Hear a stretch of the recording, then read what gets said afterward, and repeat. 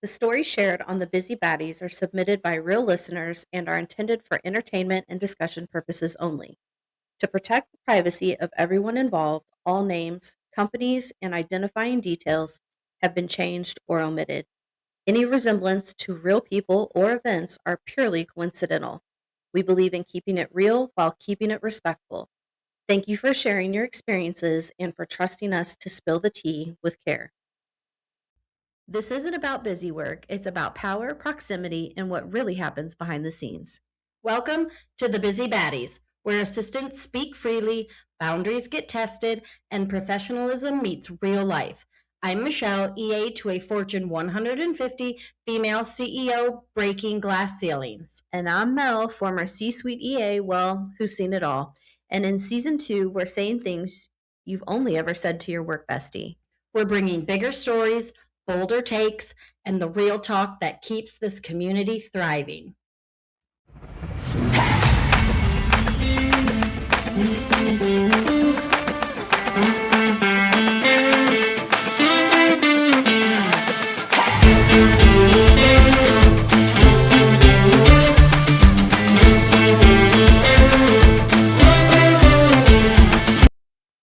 Hey, baddies, welcome back.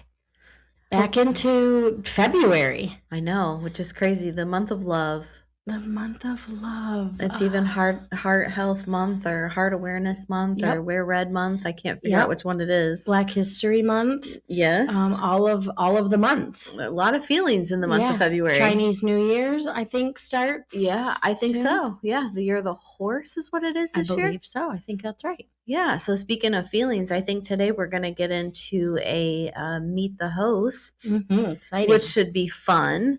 Tell everybody a little bit about where we're from, a little bit about our families, career backgrounds, where we grew up, all kinds of fun things. So yeah, and I think we've done brief things about our life, right? But this is maybe a level or two deeper. Yes. Cool.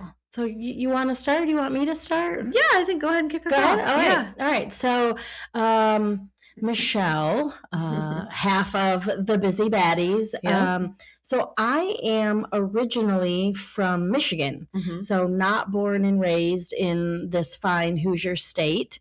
In a town, for those that can't see, I have my hand up, the old, here's Michigan, one of the very few, the only state, I guess, that you can literally put your hand up and be like, this is where I'm from. Yes. So I'm from Saginaw, Michigan. Okay. That is on the east side of the state. In our area, I want to say probably the most famous people, not necessarily from Saginaw, but in our Tri-City area, was Madonna. Okay. And the lead singer of Journey. Oh. Both from Bay City, I believe. Okay. So just the town over, if you will. So can you sing? Must be something in the water there. In my car, I think I totally rock out. But yeah, so that's the town I'm from. Obviously born and raised there, went to college in the other Tri-City area at Northwood University. My parents, so here's a funny story where some people, like I lose a lot of people. They're like, is that legal?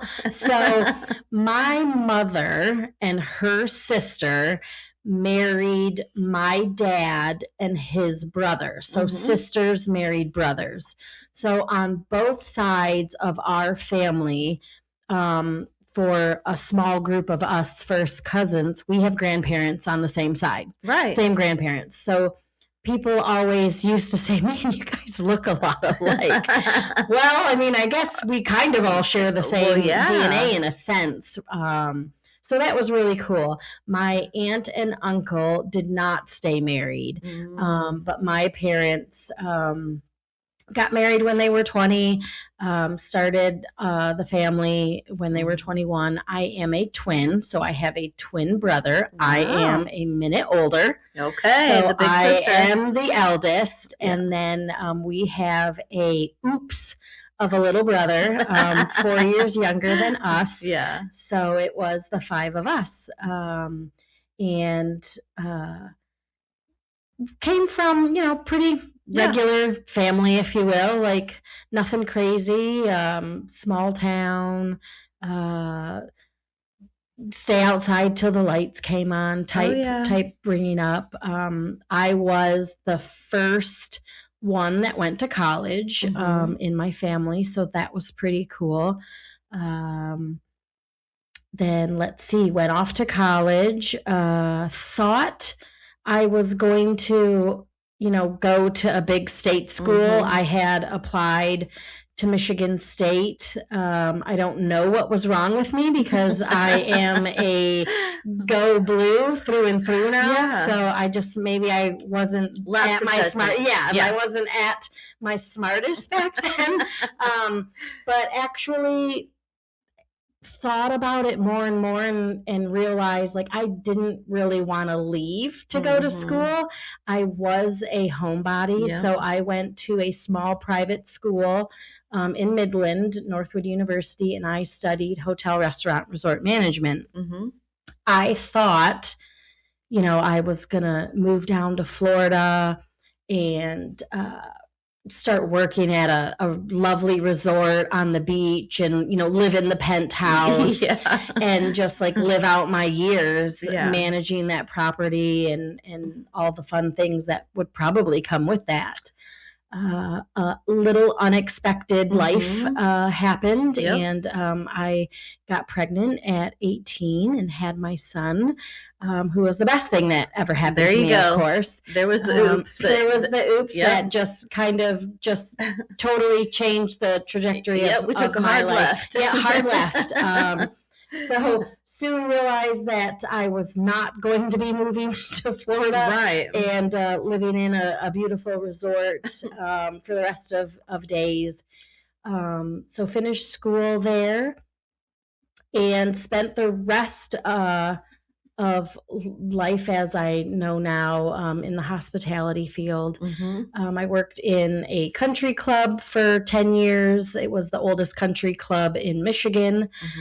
Shout out to my Germania Town and Country Club peeps. Unfortunately, the country club life is not really a thing nowadays. And so it did close. I don't know the exact year, but it was a really sad chapter to just all of the people and members that you meet along a decade, right? Yeah. I mean, I started there when I was 15. It was my first job. Wow. I made 10 cents more than what minimum wage was. So I thought I was such hot shit. Well, yeah. I mean, hello. Like, oh my gosh, I'm only 15. I'm already 10 cents above average. I'm so above average. So maybe that's, where all of this started. But I mean, I worked in every part of the country club except for the golf course. Because not a golfer, but worked in the back of the house, front of the house, the office, everything. I was a beverage cart girl, so that was really fun. Oh yeah.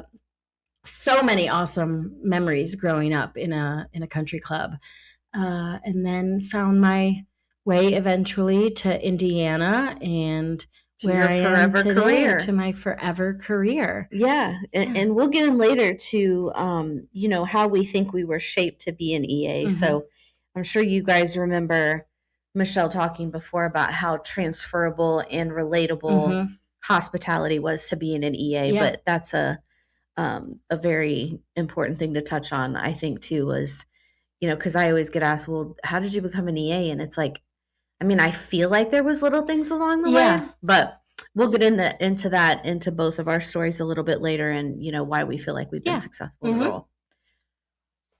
So getting into my story, my mom and dad met in high school. And it's kind of funny. It's similar to your parents' story. My mom's sister was dating his best friend Okay. all through high school, which is how they got set up on a blind date.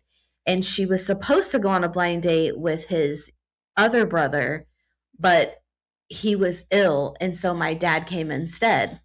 So it was always this big joke Yeah. of she married the wrong one because he was kind of just sent on default. So my mom and dad met in high school sweethearts, the only person my mom has ever been with in her entire life, only person she ever dated, kissed, anything, which is crazy to think about Yeah, nowadays. because I feel like today that's just not a thing. No way. No. And I was the youngest. I have an older brother who's 3 years older than I am. And I was the first girl, fun fact about me, in 75 years on my dad's side. No way. Yeah, so my dad is also a twin. My grandmother had another set of twins, and there was a single in between. And she made the cover of the Indianapolis Star, and I still have a cover, like a picture of the cover, because I think the newspaper is probably at my mom and dad's house. But um, 5 boys in like 32 months. Like it was like rapid fire, Yeah. just, boys left and right. And all of them were boys. So first girl in 75 years. And then about a month later, my cousin came along. And so it was kind of like neck and neck. My aunt and my mom were kind of like, who's going to have him first? Who's going to have her first? So grew up very humble. My mom has always suffered with a very severe case of Crohn's disease. So a lot of my childhood was tumultuous, a lot of turmoil with her being sick all the time, in and out of the hospital. My dad was always a tradesman, so very blue collar family. He did union bricklaying, sheet metal work. So traveled a lot. So it was always dad was gone making the money, providing the insurance, like, home on the weekends. Mom was usually sick, and her mother usually was the one who took care of us a lot of the time when she was in the hospital. Because back then, when they had surgeries, it was super invasive. She was in there for 2 weeks at a time. Like Right. it was just horrible. So, just humble beginnings. Grew up on the east side of Indianapolis, later moved to the northeast side, and graduated high school. And I was going to graduate early, and I think I got into this last year, but I wanted to graduate with my friends. And so I was like, well, how can I stay in school and not graduate early? And they were like, well, we have this great vocational school you can go to. And so I was like, what do I want to do? And kind of to your point, they had like a hospitality, like a food service thing. They had cosmetology, automotive, like all these other like things that you could get into. So I chose cosmetology, did that half days for 2 years in high school, my junior and senior year. And then I decided I'm not going to go to college. Like I can make really good money doing hair. To your point, took a hard left when I realized A, I am not a very competitive person, and B, it was not what I wanted to do. Thought about going back to school, but never really did, and just landed haphazardly from a newspaper ad and applied for an admin job, and the rest was history. Crazy how like life just works out. Yep. Yeah.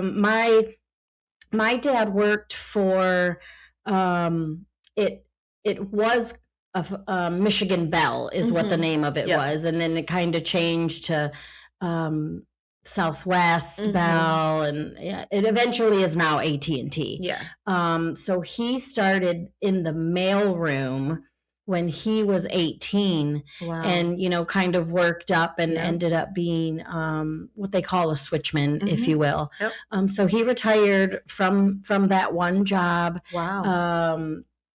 At I believe 35, 36 years, retired early, or what the federal government calls too young. Right. So gosh, I want to say he was in his maybe around my age now. That's so crazy. mid-40s, and he was retired. My mom did not like sitting at home. Yeah.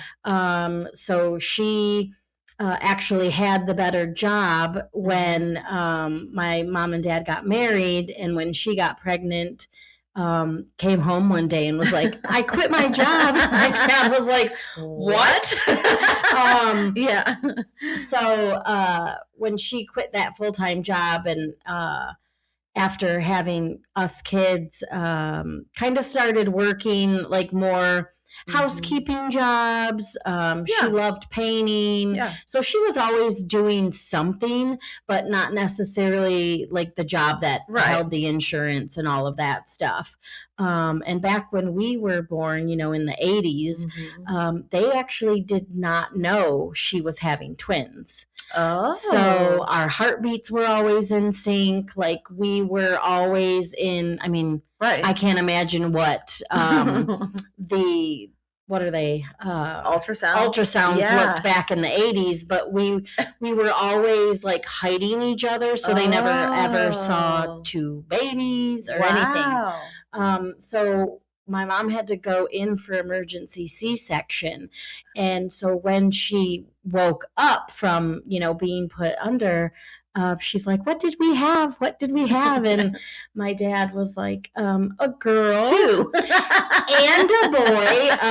So they had no idea. So, I can't even imagine back in the 80s of like waking up and expecting one and having two and not having anything. They told us our grandparents like immediately had to run out and get another car seat, another stroller, another crib because they didn't have any of that. So oh my gosh. So I would imagine they were extremely strapped for cash.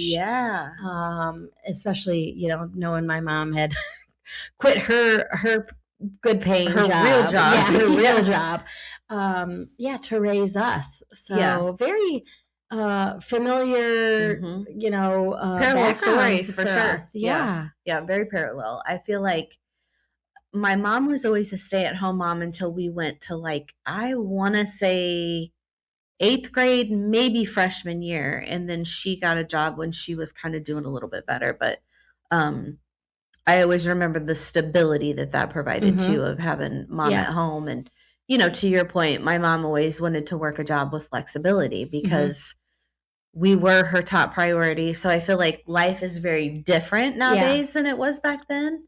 But, very proud of where I came from, the people that I came from. And absolutely. Have no regrets, because I feel like it does, to our next point, it shapes you in who you are and kind of naturally flows you in a certain direction. So. Yeah. And I think as you grow up, as you're becoming an adult, you begin to see like the sacrifices and just what your parents did for you. When we were growing up, we had a boat, wasn't any giant yacht or anything. And then we had, for the winter, because again, we were in Michigan, we grew up with snowmobiles. So to us kids, we have no idea like the cost and all of those things. We just knew that we had some things, but you don't think of like, did they have, like, were they really in debt or whatever? Come to find out, my dad and his best friend actually went in on the boat together. So we kind of shared it, much like custody for kids. Like we had it one weekend, he had it one weekend. They came up with a rotation for holidays, and like you get the even years for 4th of July and all the fun summer things. And then having snowmobiles in the winter, going up to Leelanau County and that stuff. And I remember getting older to where like my dad could tell we were starting to understand the cost of things. And I remember very vividly of like having that money conversation Yeah. of, here's what I make. And at the time you're Yeah. just like, whoa, we're rich. Yeah. Because you don't know like what is a good pay. Right. When you're growing up. And then, he would tell us like, we don't have the money for all of these things. Like we would go up north and, that would all be on credit cards and just, all we knew is that we had so much fun as privileged. A family. Yeah. Like we felt very grateful to have these really neat vacations. Because we were not a family that would go down to Florida. We had my grandparents bought a cabin in I don't know what part of what age they were. Right. So we had always grew up just going up to that family cabin, and we didn't know any better. It was like the best vacation ever. Just all the cousins would go up and all of that. And until you get older, you don't really understand like that financial strain. I don't want to say strain, because I'd like to think if they couldn't do it, we wouldn't have done it. But yeah, that was definitely something that they chose to do and take on, so that we had really nice family memories. Yeah, and I think that's a good point. I think as parents, we could both agree that you always want better for your kids than what you had. And similar to your kind of story, with my mom being so sick, with the cost of medicines, with the hospital bills, 2 kids, my dad being the only income, we did struggle sometimes. We didn't take a lot of family vacations. And when we did, we drove. We stayed with family. I was lucky enough to have an uncle who was in the Coast Guard. And he always lived in really cool states like Michigan, Arizona, Vermont, Virginia. So we were always able to go stay with him and his family. So those are vacation memories. But I remember, when you went school shopping, you got one pair of shoes. And you buffed those babies out. You wiped them down when you got home. That's the only time we got shoes. Yes. It was like you get one pair of shoes, your package of socks and underwear, like maybe 2 jeans and like 3 tops. And that was school shopping. Like our parents were capsule wardrobing us, and we didn't know it. They were the real OGs of that for sure. So it's like, I feel like now too, that shaped me who I was, because I feel like had I lived the privileged life that I would have had with a lot of my friends, because I had friends that had a ton of money that lived in huge houses up on Geist Reservoir. Like mom and dad were lawyers and doctors. And I always remember feeling like home was still home. I never went home from a sleepover and was like, oh, I wish I lived in that house, or I wish I had these things. And I think as a person now, maybe I am a little bit more spend happy from the perspective of I know what it is to struggle, and I feel privileged to have and blessed to have the job that I have, to buy the things that I have, and do the things that I do. But you're right. As a child, I never really thought, especially as a little kid, like, are mom and dad poor? Are we you know what I mean? Like, I just never even thought that. Right. Yeah. I mean, and we lived in a very normal neighborhood, and, you look at, for lack of a better word, but like you look at the cookie cutter neighborhoods being built now, and they're like double, triple the size of a house that I lived in. I mean, we had, it was a 3-bedroom, 1-bath house. And we did have a basement. It was not finished. And to know that houses nowadays are at least 2 bathrooms, I mean, a whole family of 5, like sharing a bathroom is just something like I can't even think about. It's funny that you say that, because we lived most of the time in a 2-bedroom, 1-bath. For most of my childhood, and me and my brother, 6 months out of the year, one of us had the bedroom for the 6 months, and the other had the bedroom for the other 6 months. Oh, wow. So there was a pull-out couch in the Yeah. living room Yeah. that the other person lived on for 6 months out of the year. Right. So it's like, but even then, I never thought, wow, Yeah. like there's something weird about this. Like even going to friends' houses and they had these huge bedrooms, Yeah. and it was home. It was Yeah. normal to me. It wasn't anything I was ashamed of. Right. Like, so it's just funny how parallel like the stories Yeah. can be for Yeah, the both of us. and it's funny, like the like thing where you say like it felt normal. So here's something that I did not think was abnormal at all, and you know, like I just want to preface it that at no way did this seem weird or Yeah. gross. But so speaking of us having, you know, a single Yeah. bathroom, Yep. I never realized like how fortunate it is to have like more than one Yes. towel. Mhm. Like our whole family for a whole week Yep. shared the same Yep. bathing towel, like for when you Yes. get out of the shower Yeah. and you're drying off. Like thankfully it was nice to know that you were clean sharing this. But now thinking back of like, oh my gosh, like my dad's balls were on this towel. And I'm like, and my brother's butt. Yeah, and, like, yeah. I just to think about that today, Yeah. knowing that like I share a towel with nobody, Right. even like the washcloth that was in the bathroom, like I mean, that's crazy. how thinking about it now, it's like, but we were gross. Yeah. And then like once a week, like the towel got washed and like back on the thing it was. But you didn't think of it any other way. You didn't. Yeah.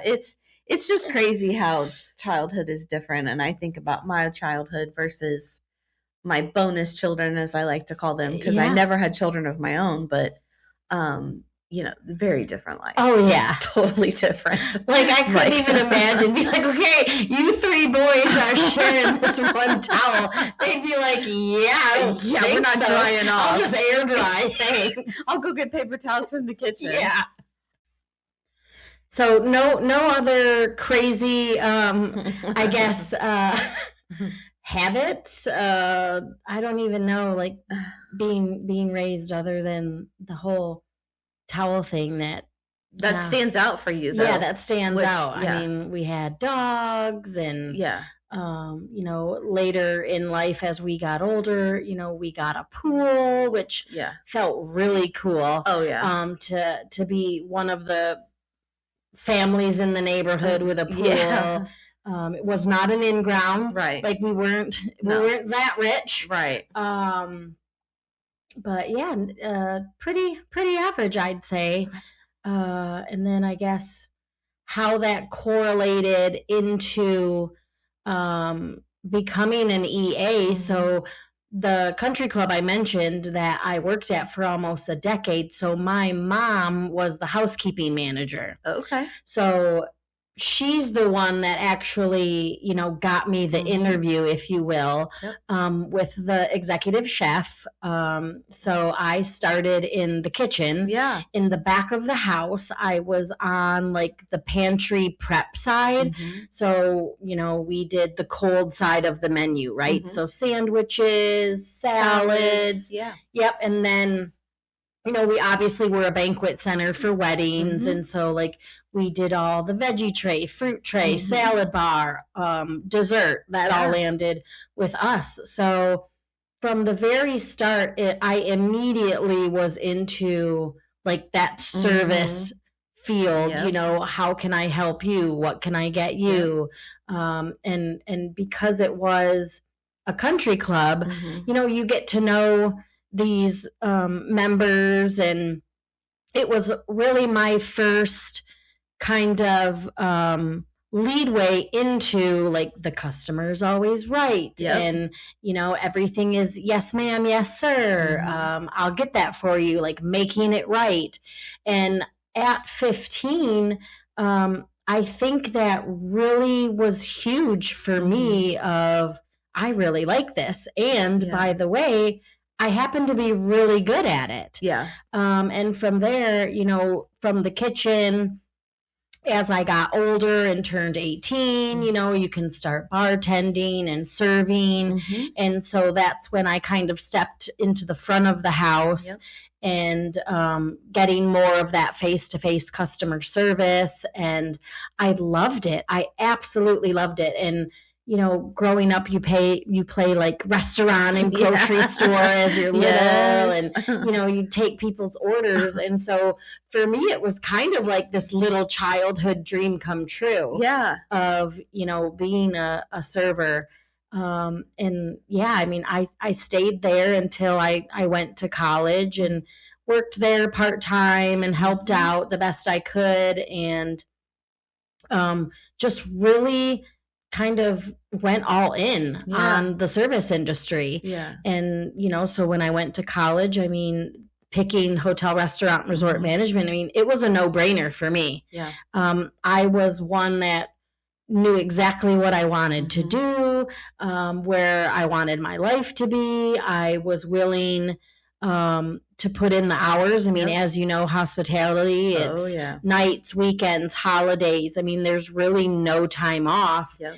And the only thing, as I mentioned earlier, was, the birth of my son, to where it just had to change my way of thinking of, I can't be a good mom if I'm giving 80 hours to a job. So I really had to start to think about, what was my next choices in life. Yep. And then that just kind of directed me. I had jobs. I worked at a bank. So again, very customer service.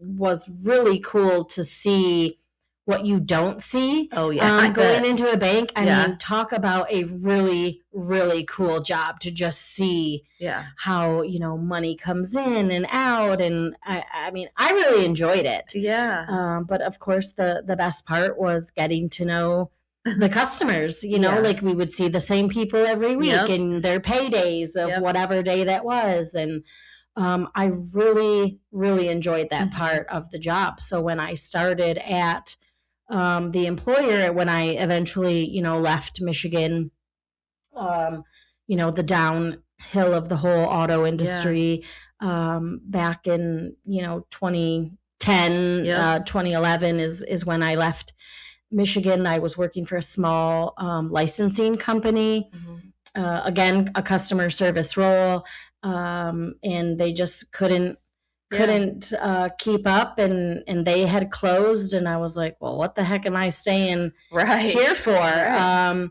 And so the company I have found me, and here I am. Yeah. So how many years have you been an EA now at this point? It will be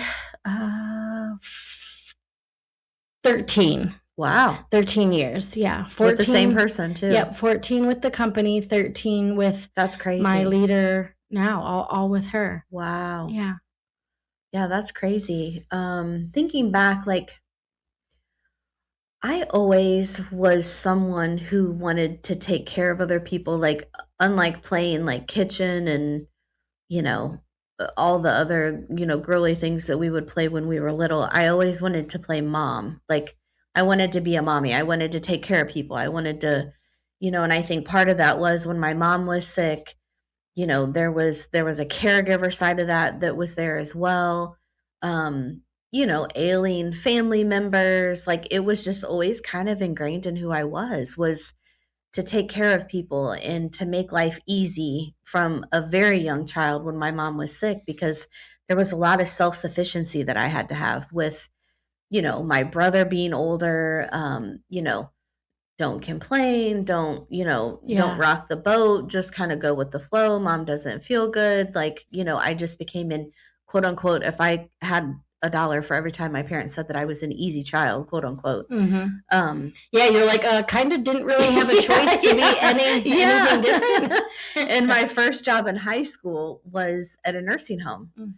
And I was a server in the dining hall. And I remember, like, I fell in love with every single old person. So I think for me, it was the human connection piece, the servant, and the feeling like serving people gave me purpose. Like I felt that at a really, really young age. And then I applied to that job right out of high school. Again, doing the hair thing. That was a service. That was getting to Mm-hmm. know people. That was making human connections. Um, and the admin thing was like, wow, like I can get paid really good money to like make somebody's life really easy and like do the things that they don't want to do. And so I think that's kind of for me where it came from. Mm-hmm. Um, nothing really profound, but also, when you look back, it's pretty apparent that it was probably pretty ingrained in who I was. Yeah, I mean, I don't think you can be a selfish Mm-mm. human No. and be I'm sure there are selfish Sure. EAs out Right. there, but the really, really successful ones, I mean, it cannot be about you. No. You have to be able to kind of put your stuff aside and, know that everything you're doing, from 8 to 5, whatever your hours are solely to make the person you support's Yep. workday better. Yep. Every minute of every hour that, you're there and beyond, right? Yep. Because our job is not one that stops, when your shift's over. Yeah. Yeah, exactly. So, yeah, and I think to our point too of telling how we became an EA and why we think it was kind of in our DNA is also why we've been successful because to your point, you have to have a servant's heart. You have to sacrifice. You have to put in the long hours. You have to put someone above yourself. And I know me personally, I even tend to do that a lot in my personal life as well, where I feel like I give more of myself to other people than I give back from them. Yeah. So that also can be a pitfall, I feel like, with this. Yeah. A big watch out. Absolutely. Yeah. Because I think when you're so used to giving in your 9 to 5, quote unquote, job, it just kind of starts to become who you are. Yeah. And opportunistic people will also sniff you out when you have that character trait. So yeah, and I think that's probably one of the areas that EAs struggle in is feeling used, feeling taken advantage of.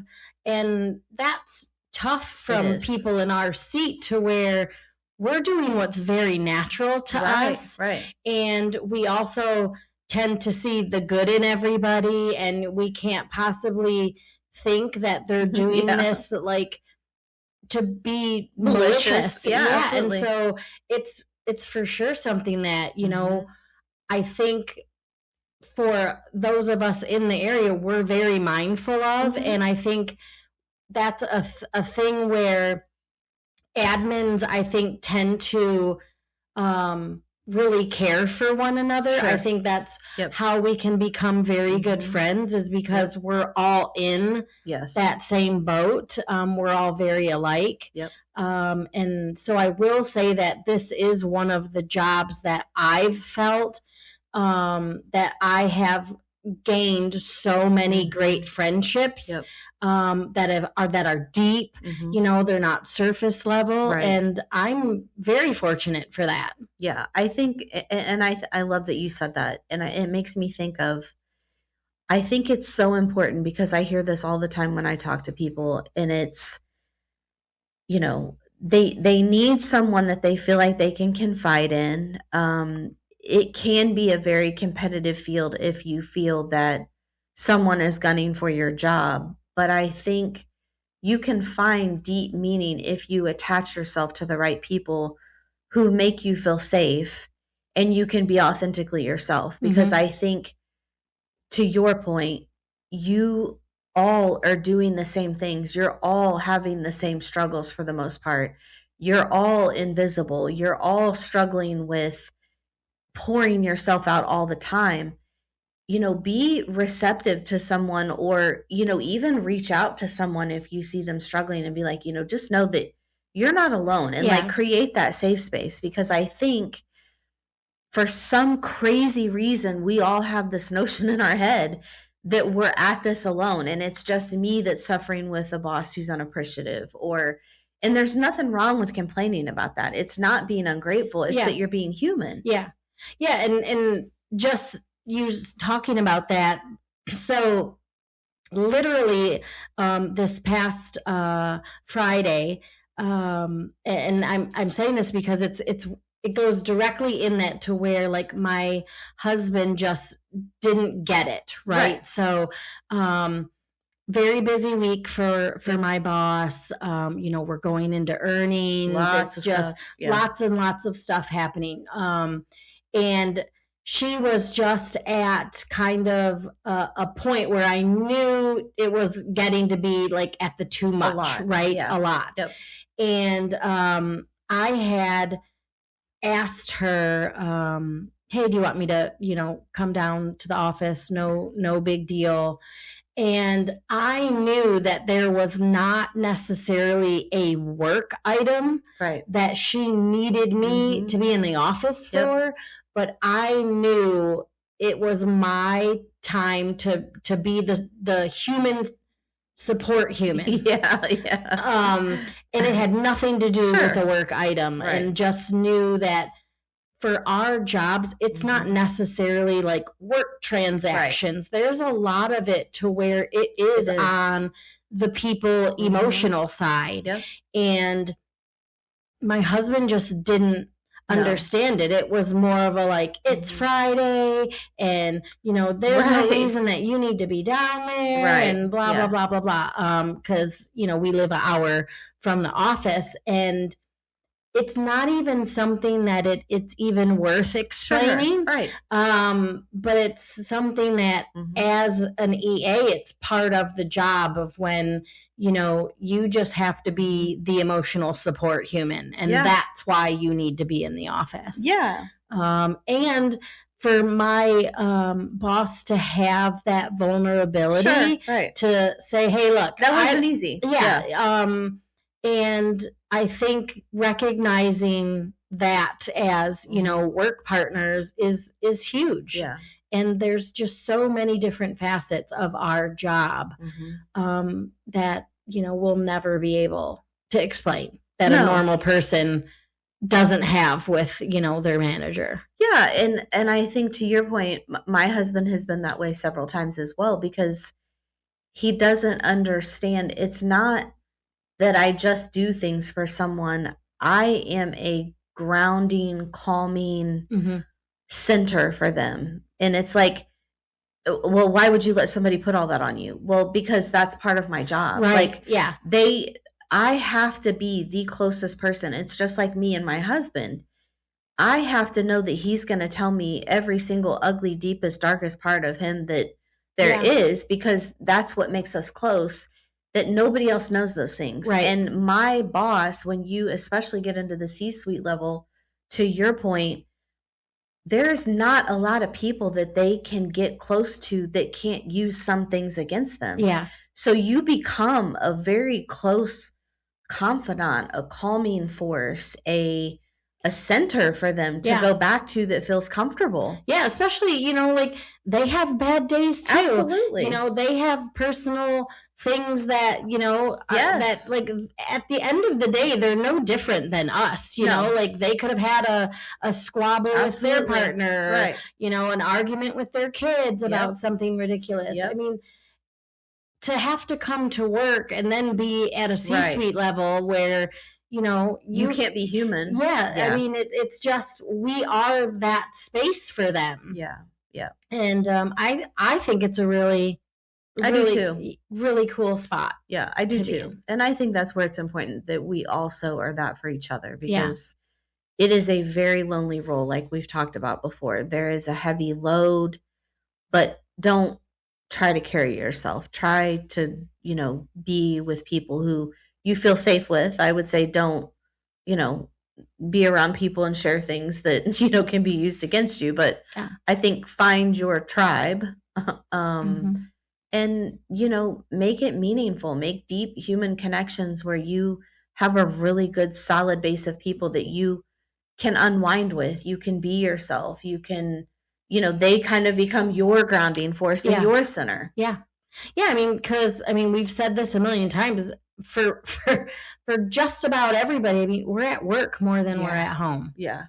So it's important, and I know a lot of people will disagree about this, but you can be a work family. Absolutely. Your coworkers can be really good friends. Yes. And I think that's great when you can go to work every day and feel like you have a family. Especially for me, my husband and I, we live in a state, and other than my bonus kids, my son's in North Carolina, so I don't have a family. Like, I can't hop in my car in 20 minutes be at either of my brother's houses. So it's important for me to be able to connect and have friendships with people at work. Yeah, absolutely. Okay. So to end it, and thinking of the month of feelings and, all the love in the air and all these other things, we're going to do, in the spirit of getting to know each other both, we're going to play a fun little quote unquote game. That's first impressions versus now about each other. So, first impression of Michelle. In all fairness, I joined during COVID when we were still at home, all were Zoom. But I remember thinking, she's quiet, but she's also very, not aggressive, but like very confident and I remember I gravitate to people like that. So it was like, this chick knows what she wants. I'm down to hear what she has to say. She's going to speak up. I could tell that you were comfortable ruffling feathers, and I love that. So I was like, okay, we're going to be fast friends. I would have never guessed that I would have come off as like cool ruffling feathers. Yeah. I'm definitely an introverted extrovert. Yeah. Yeah. Like, I have to really know or be really confident about whatever it is that we're talking about before I speak up. I feel like I'm growing a lot in that. You are. Agreed. So that's, for somebody that in college took my speech class after I technically graduated in a mini session, so I did not have to talk in front of people. Yes. Greatest fear. That's funny. Yeah. Ugh. So my first impression of Melissa, again, that we met on Zoom, was there was not one doubt in my mind that she was going to be fun. Yeah. I could tell that she was going to put up a fight. She was going to have her opinion, and it didn't have to be the opinion that everybody else have. She was not going to be a yes ma'am. No. And I loved it. Yeah. Rebel from the beginning. Yeah. Very, very fitting to what we are now. What surprised me most about Michelle? Gosh.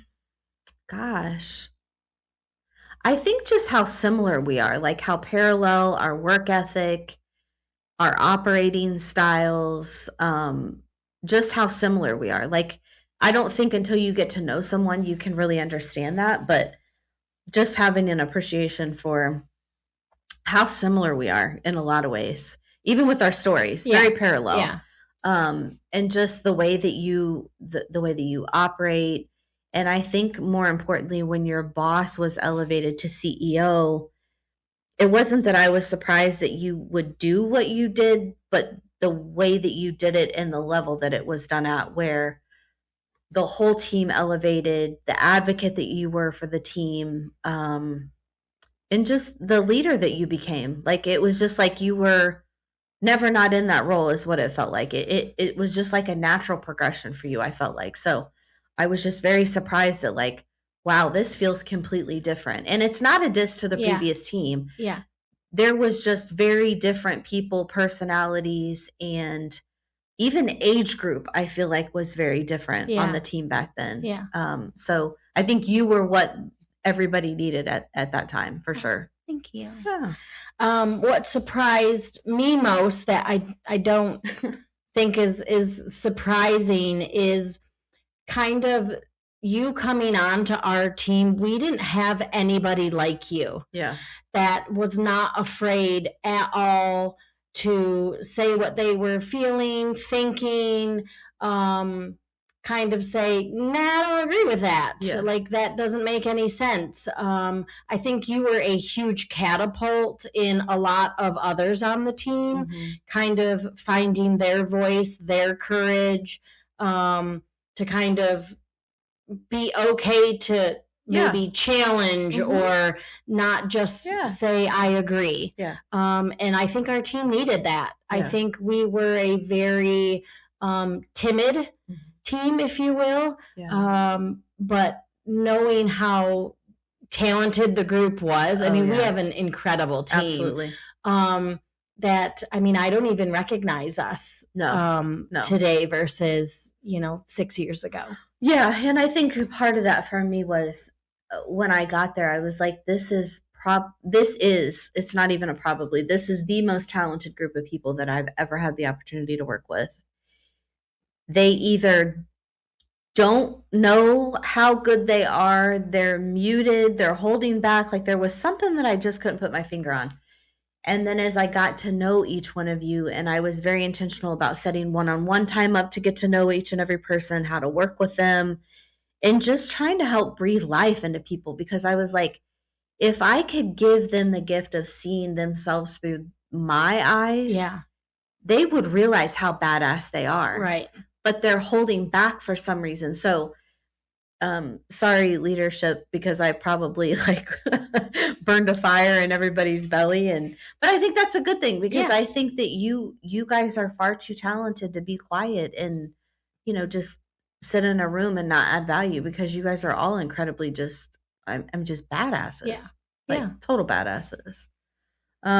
Last one thing do you admire now? What's one thing that I admire now? I would say it's probably the same thing for Michelle and I both, but just the type of friendship that we have. The person that you are, the leader that you were on the team, the coworker that you are, the cheerleader that you are, even in personal things in my life.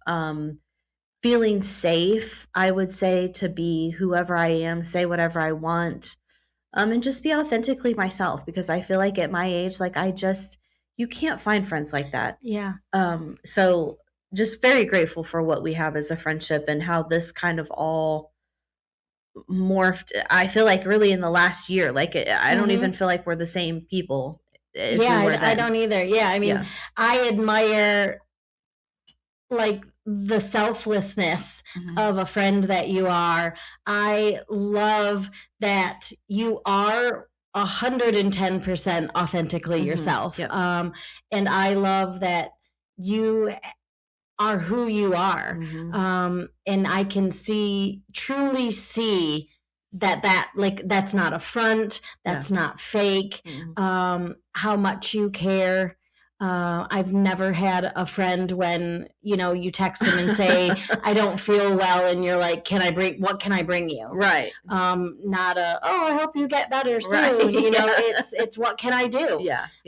And that's not something I've necessarily had. In a friend. Same. And I think because of our similarities, I mean, I think we've just really been able to go deeper as friends and, really truly enjoy one another. Absolutely. Yep. I have really enjoyed the last year. I've enjoyed doing this podcast, and it always makes me think of the saying that you can pick your family in your nose, but you can't pick, but you can pick your friends. Yeah. You can't pick your family, but I mean, I never had a sister. No, same. Wanted one. I wouldn't say that my mom was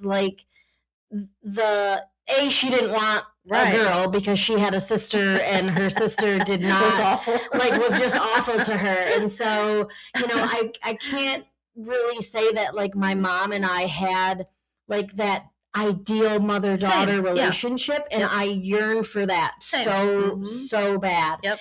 And I think you've been that sister for Same. me. Yep. So same. Yeah. So love you, girl. love you too, girl. So yeah, just ending on a, we're soft, but we're still bad. Yep.